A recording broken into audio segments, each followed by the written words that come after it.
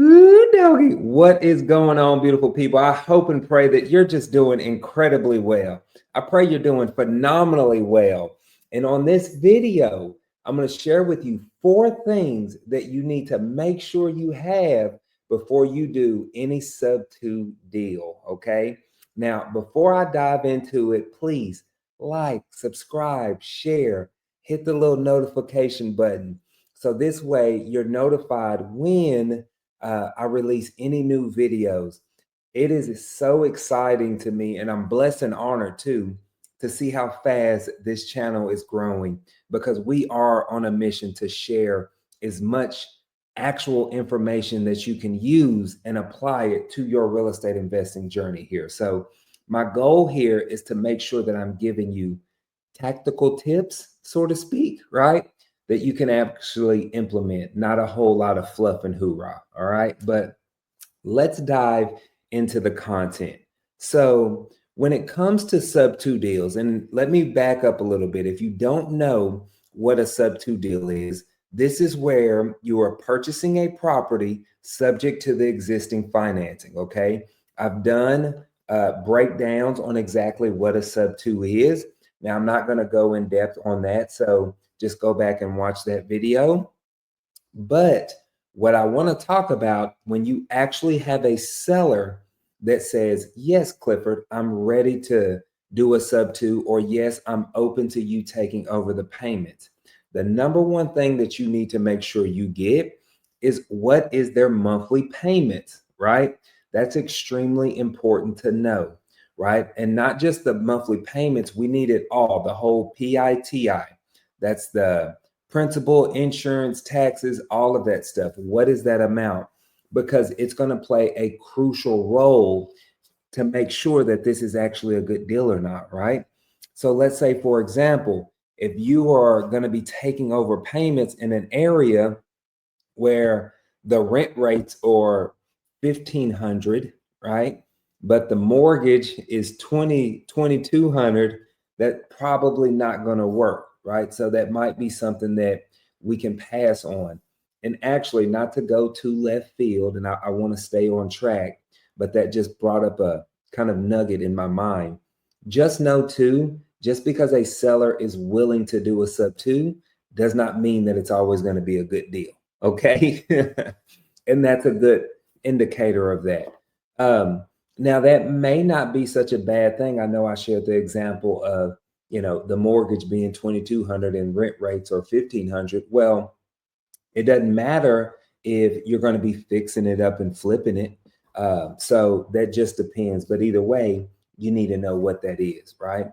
Because sometimes it could be cheaper for you to get a private money loan if they have a really crappy loan. So make sure you know, number one, what their monthly payments are with everything included. Number two is going to be their interest rates. Okay. This is extremely important, especially if you are trying to consider this property for a long-term rental. This is actually what I prefer to do. So this way, you want to make sure that those interest rates are pretty good, right? Don't be getting properties that have 6, 7, 8% interest rates. There's tons of them that you can get, especially, during the pandemic or before the pandemic when rates were at an all-time low. So there's so many opportunities there. So make sure that you get what their interest rates are. Number three is going to be the remaining term on the loan. Okay. So let's say, for example, when they first bought that house, they did a 30-year loan. Well, how many years do they have left? What's their maturity date on that property?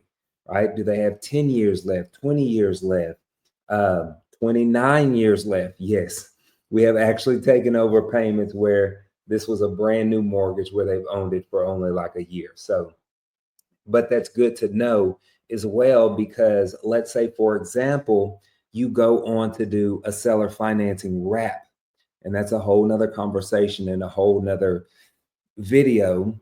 But it's important to know that I'm getting this information for a specific reason, right? So on a wrap, I wouldn't do a seller financing wrap for 20 years when my mortgage that I'm taking over has 29 years left. So I need to make sure that I do a 30-year loan when I do my seller financing, okay? So it's very, very, very important. And then last but not least, are they late on their payments? Is there a reinstatement amount? Is there a reinstatement fee that needs to be paid? Okay. I actually find that majority of my sub twos come from pre-foreclosures. So if they're in pre-foreclosure, guess what this means? They are late on their payments. So we need to actually reach out to that mortgage company and find out, hey, give me the exact amount for the payoff and reinstatement to bring this loan, to bring this mortgage 100% current, okay?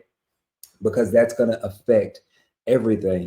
If you're going to get that house and they haven't paid the mortgage in 2 years and that mortgage is $2,500 a month, well, guess what? That's going to add up quite a bit, right? And so now you have to ask yourself, I don't want to have to bring, $50,000 to the closing table just to take over this property. Like, I might as well just move on and go somewhere else. Like, the whole point of us doing sub two deals is because it's convenient for us, right?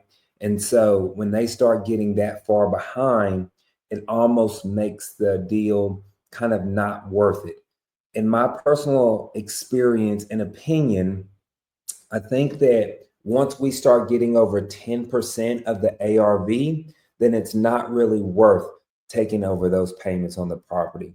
Is a very good quick rule of thumb, at least for me, to look at these deals and analyze these deals very quickly. So what I mean by this, if I go in here and I run my ARV and that ARV is $100,000, well, if they owe $30,000, it's not worth me doing that deal.